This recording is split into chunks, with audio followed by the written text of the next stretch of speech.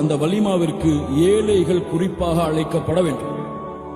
வலிமா ஏழைகள் அந்த வலிமாவிலே அழைக்கப்பட வேண்டும். அல்லாஹ்வுடைய தூதர் ஸல்லல்லாஹு அலைஹி வஸல்லம் சொன்னார்கள், ஷர்ரு தஆமி தஆமுல் வலிமா, வலிமாலேயே கெட்ட வலிமா செல்வந்தவர்கள் மட்டும் அழைக்கப்பட்டு ஏழைகள் புறக்கணிக்கப்படக்கூடிய வலிமா. ஒரு வலிமாவை 5 ஸ்டார் ஹோட்டல்ல வைப்பாரு. சைக்கிள்ல வர்ற ஏழைக்கு அந்த 5 ஸ்டார் ஹோட்டல் அனுமதி அளிப்பானா? அனுமதி அளிப்பானா?